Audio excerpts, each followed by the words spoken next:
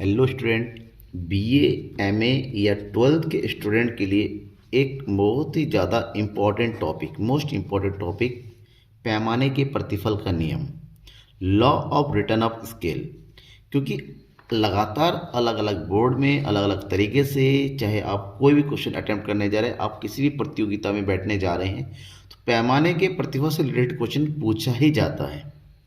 तो आज की इस वीडियो में हम पैमाने के प्रतिफल के बारे में, इसके पूरे फुल कॉन्सेप्ट के बारे में समझेंगे। क्या है इसमें, कौन कौन से नियम होता है, वो नियम किस तरह से वर्क करता है, डिटेल से समझेंगे।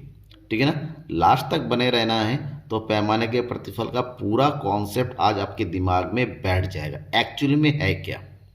ठीक है। अब इससे रिलेटेड चाहे शॉर्ट क्वेश्चन आए, इससे रिलेटेड चाहे लॉन्ग आए, चाहे एमसीक्यूज आए, आप इजीली आंसर दे सकते हैं। बस शर्त है लास्ट तक बने रहना पड़ेगा। इसके बावजूद भी कोई डाउट रह जाता है इस टॉपिक से, तो आप कमेंट बॉक्स में जल्दी से टाइप कर दीजिएगा। उस डाउट को सॉल्व करने की जिम्मेदारी मेरी। तो पहली बात, पैमाने के प्रतिफल का जो नियम होता है, ये जो प्रतिफल होता है, ठीक है ना, ये एक दीर्घकालीन अवधारणा है। दीर्घकालीन मतलब लॉन्ग टर्म से रिलेटेड, ठीक है ना, जिसको लॉन्ग रन बोलते हैं, लॉन्ग रन प्रोडक्शन फंक्शन। अब दीर्घकाल का मतलब एक ऐसा समय होता है जहां पर उत्पादन के जितने भी साधन होते हैं, सभी साधनों को एक समान रूप से हम जो है क्या परिवर्तित कर सकते हैं, यानी कि बदल सकते हैं, बढ़ा सकते हैं या घटा सकते हैं। यहाँ पर उत्पादन का कोई भी साधन स्थिर नहीं होता है, क्योंकि इतना अधिक टाइम होता है, एक साल के ज़्यादा का समय, जहाँ पर उत्पादन के साधन जैसे भूमि होती हैं, जैसे पूंजी है, श्रम है या साहसी है, इन सभी साधनों को आराम से घटाया या बढ़ाया जा सकता। जैसे आप किसी भी नई मशीन को लगा सकते हो, ठीक है ना, बेच सकते हो, आप ज़मीन खरीद सकते हो, आप अपना प्लॉट बड़ा कर सकते हो। तो लॉन्ग टर्म में ये सब कुछ पॉसिबल है। तो इस स्थिति को अब दीर्घकालीन अवधारणा बोलते हैं। दीर्घकाल में उत्पादन का कोई भी साधन स्थिर नहीं होता है, सभी साधनों को आवश्यकता अनुसार घटाया या बढ़ाया जा सकता है। ठीक। अब पैमाने में वृद्धि। अब अगर दीर्घकाल में उत्पादन के सभी साधनों को बढ़ाएंगे तो जाहिर सी बात है आपका उत्पादन का जो पैमाना है वो समान अनुपात में बढ़ जाएगा, आपका जो स्केल है वो भी बढ़ जाएगा। समझ में आया। ऐसे में उत्पादन पैमाने के प्रतिफल का अगर सिंपल अर्थ के बारे में हम जानना चाहें तो पैमाने के प्रतिफल के अंतर्गत सभी साधनों की मात्राओं में समान अनुपात में परिवर्तन करने पर कुल उत्पादन पड़ने वाले प्रभाव का अध्ययन किया जाता है। मैंने अभी बताया कि अगर आप उत्पादन के जितने भी साधन हैं, उत्पादन के जितने भी साधन जैसे भूमि है, पूंजी है, साहसी है या फिर श्रम है, अगर बढ़ाना चाहते हैं तो इसके कारण उत्पादन का जो पैमाना होता है, जो स्केल है, जो कॉन्सेप्ट है, वो भी बढ़ जाता है। कुल उत्पादन में परिवर्तन होता है, कुल उत्पादन में वृद्धि होती है, और इसी वृद्धि का नतीजा होता है ये जो कंप्लीट कॉन्सेप्ट होता है, इसको हम पैमाने के प्रतिफल के नियम के नाम से जानते हैं। अब इस नियम को प्रोफेसर कोनसुवियानी के अनुसार, प्रोफेसर कोनसुवियानी ने एक एक्सप्लेनेशन दिया है कि पैमाने के प्रतिफल का संबंध सभी साधनों में समान अनुपात से होने वाले परिवर्तन के कारण उत्पादन में होने वाला परिवर्तन है। मतलब आपके पास जितने भी उत्पादन के साधन हैं, आप उन सभी साधनों को एक निश्चित अनुपात में क्या कर रहे हैं, बढ़ा रहे हैं। ठीक है ना, बढ़ा रहे हैं। अब जब सभी साधनों को निश्चित अनुपात में बढ़ाएंगे तो जाहिर सी बात है आपका उत्पादन भी बढ़ेगा, क्योंकि सब बढ़ रहा है। ओके। अब इस पैमाने में इस नियम की कुछ प्रमुख बातें हैं, कुछ इंपॉर्टेंट चीज़ें हैं जिसके बारे में आपको जानना पड़ेगा। समझ में तो आ रहा है ना बेटा? समझ में नहीं आता है तो बेटा मैंने अभी कहा कि कमेंट बॉक्स में कमेंट करके जरूर बताइएगा। मैं नहीं चाहता कि ये टॉपिक आज पढ़ने के बाद आपको फिर दूसरी बार भूल जाए, समझ में दिमाग में बैठना चाहिए। तो इस पैमाने के प्रतिफल की जो प्रमुख बातें हैं वो ये है कि ये इसका संबंध दीर्घकाल से होता है, लॉन्ग टर्म से होता है, एक लंबे अवधि के समय होता है, और साधनों में समान अनुपात में परिवर्तन होता है। ठीक है, समान अनुपात सभी साधनों को बढ़ाया जाता है। इसके अंतर्गत उत्पादन का कोई भी साधन क्या नहीं रहता है, स्थिर नहीं रहता है। ठीक है, लेकिन इसमें उत्पादन की तकनीक होती है, वो स्थिर रहता है। उत्पादन की तकनीक में कोई परिवर्तन नहीं होता है। ठीक है। उत्पादन की गणना भौतिक मात्रा से की जाती है, मूल्य से। यहाँ पर जो उत्पादन की बात होगी वो क्वांटिटेटिव होती है, उसका प्राइस से, कीमत से कोई लेना देना नहीं। हम केवल क्वांटिटी की बात करते हैं कि यहाँ पर कितने साधनों का प्रयोग किया जाए, बदले में कितना उत्पादन होगा। तो इन दोनों के बीच में हम किसकी बात करते हैं? मात्रात्मक संबंध की बात करते हैं। ठीक है, ओके। Any doubt? बिल्कुल नहीं होना चाहिए। अब इस नियम के अंतर्गत 3 प्रकार की स्थितियां बनती हैं। या तो साधनों के अनुपात में उत्पादन में ज़्यादा वृद्धि होगी, जिसको पैमाने के प्रतिफल का नियम कहते हैं।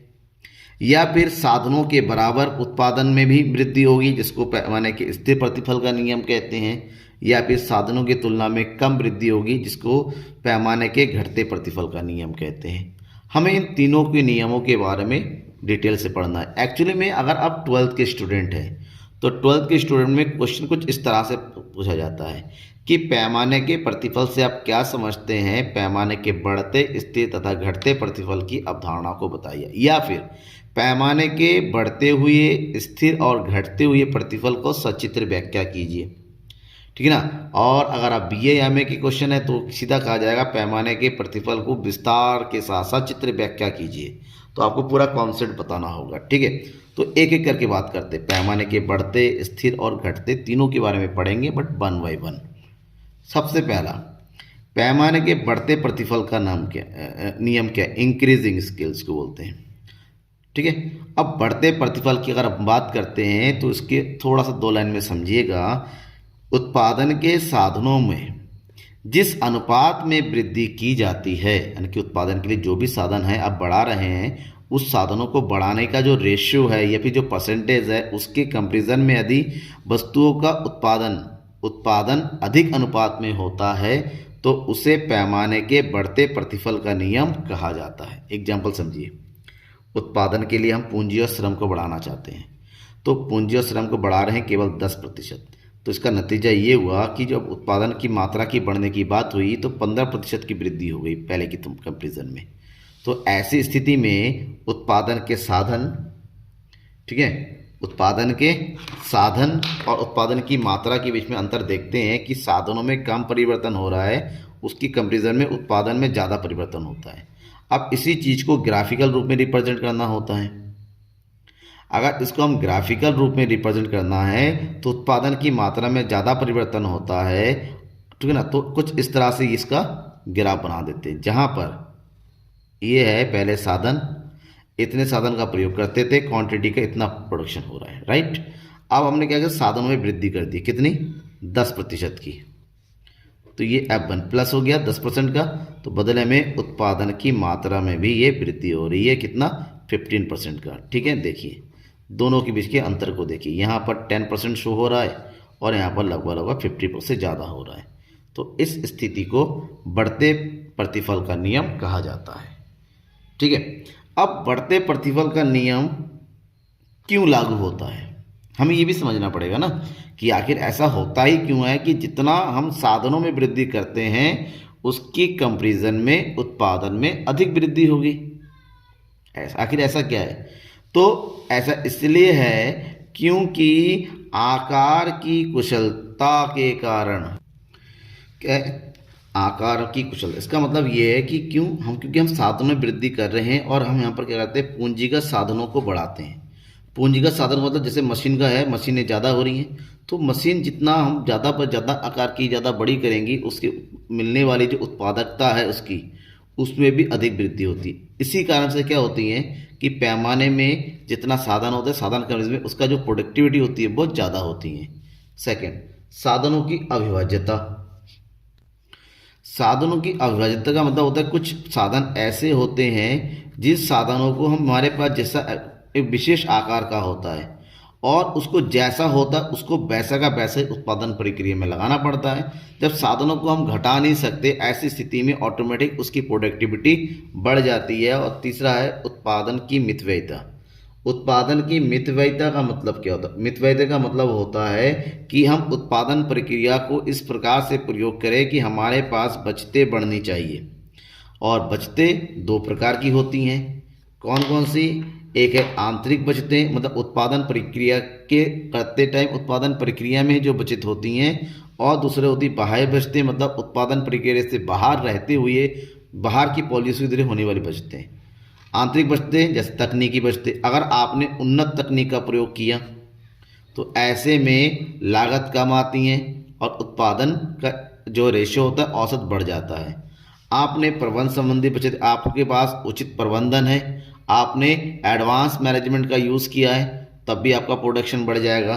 श्रम संबंधी बचतें, आपने कुशल श्रमिकों का प्रयोग किया तो आपका उत्पादन स्तर बढ़ेगा। और वित्तीय बचतें, अगर आपने पास वित्त का एक संगठनात्मक रूप से कुशल रूप प्रयोग किया तो ऐसे में अपनी प्रोडक्टिविटी बढ़ जाती। ये सब आंतरिक बचतें कहलाती हैं। जबकि बाह्य बचतें जैसे केंद्रीकरण की बचतें, केंद्रीकरण का मतलब होता है जैसे आपने प्रबंध को चलाने के लिए, मैनेजमेंट को चलाने के लिए, ठीक है ना, आपने क्या किया, किसी एक के हाथों में पूरा प्रबंधन सौंप दिया और वो सही तरीके से कुशल निर्देशन के साथ आगे बढ़ रहा है। सूचना संबंधी बचतें, अगर प्रोडक्शन से रिलेटेड जो सूचनाओं का आदान प्रदान सुविधाजनक होता है, ठीक है, जो कम्युनिकेशन वो सही तरीके से होती है, तो ऐसे में ऑटोमेटिक प्रोडक्टिविटी लेवल भी बढ़ जाता है। लास्ट है कच्चे माल संबंधी, अगर जहाँ पर आप उत्पादन कर रहे हैं उसके आसपास जो है कच्चे माल का जो है प्रभाव अधिक होता है, कच्चे माल की पूर्ति अधिक होने लगती है, तो इसका रिजल्ट ये होता है कि आपका उत्पादन का स्तर बढ़ जाता है। ठीक है। सेकंड, पैमाने का स्थिर प्रतिफल। पैमाने का स्थिर प्रतिफल क्या है? पैमाने के स्थिर प्रतिफल का मतलब ये होता है कि जब उत्पादन के सभी साधनों की इकाइयों को एक निश्चित अनुपात में बढ़ाया जाए तो उत्पादन में भी उसी अनुपात में वृद्धि होती है। मतलब अगर जितना साधन बढ़े उत्पादन में भी उतनी ही वृद्धि होती है जितना साधन। तो इस स्थिति को स्थिर प्रतिफल का नियम कहते हैं, क्योंकि यहाँ पर साधनों में और उत्पादन में एक समान परिवर्तन होता है। ठीक है। अब एक समान परिवर्तन होने की दशा में जब इसको ग्राफिकल रूप में रिप्रेजेंट करते हैं तो ये 45 डिग्री के एंगल में इसका ग्राफ बनता है लाइक दिस। ये हो गया साधन और उसकी कंपेरिजन में इतना हो रहा है उत्पादन। अब साधन में वृद्धि किया इतना F1 हो गया और उतने ही कम जो है मात्रा में उत्पादन की मात्रा में वृद्धि हो रही। देखिए दोनों के बीच में एक समान गैप हो रहा है, मतलब 10% यहाँ बढ़ा तो 10% यहाँ भी बढ़ रहा है। ठीक है। अब बात होती है पैमाने के स्थिर प्रतिफल के कौन कौन से कारण हैं।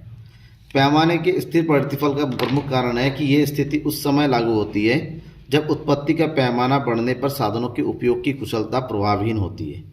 मतलब साधन जो है उतने हिसाब से प्रभाव में नहीं आ पा रहे हैं, अपने प्रोडक्टिव स्किल को बढ़ा नहीं पाते हैं, तो ये उन उद्योगों में लागू होता है जहाँ श्रम विभाजन या विशिष्टीकरण के लाभ या तो कम है या इन लाभों को उत्पादन के निम्न स्तर पर प्राप्त किया जा सकता है। मतलब जहाँ पर श्रम को बांटने का, अलग अलग करने का कोई फायदा नहीं होता है, ऐसी स्थितियों में पैमाने के स्थिर प्रतिफल का नियम लागू हो जाता है। और थर्ड है लास्ट, पैमाने का घटता हुआ प्रतिफल। पैमाने के घटता हुआ प्रतिफल आपने उससे जो ऊपर पढ़ा है उसी का उल्टा ये है कि जब उत्पादन के साधनों की मात्रा में वृद्धि करने पर उत्पादन में उससे कम अनुपात में वृद्धि होती है तो उसे पैमाने के ह्रासमान या घटते हुए प्रतिफल का नियम कहते हैं। मतलब साफ है, जितना आप साधनों में वृद्धि करते हैं उसके कंपेरिजन में उत्पादन में उससे ही कम वृद्धि होती है। ठीक है, उस उत्पादन में कम वृद्धि होती है। दैट मीन्स जब इसको ग्राफिकल रूप में रिप्रेजेंट करेंगे तो ग्राफ कुछ इस तरह से बनेगा। ये है उत्पादन के साधन और उस साधन पर यह है उत्पादन की क्वांटिटी। ये है उत्पादन के साधनों में वृद्धि और उसके कंपेरिजन में ये है उत्पादन के मात्रा में वृद्धि। यानी कि दोनों में देखिए यहाँ पर अगर 15% का या 10% का चेंज हुआ तो यहाँ पर केवल 5% का चेंज ही शो हो रहा है। ठीक है, तो इस स्थिति को पैमाने के घटते प्रतिफल का नियम कहा जाता है। समझ में आ गया? टॉपिक क्लियर हो गया ना आपको? अब भाई कोई भी टॉपिक क्लियर नहीं हुआ, कोई डाउट रह गया चैप्टर से रिलेटेड, वो जरूर पूछिएगा। ठीक है, फिलहाल इतना ही एग्जाम में पूछा जाता है, आप अपना आराम से आप लिख सकते हैं। Thank you everyone.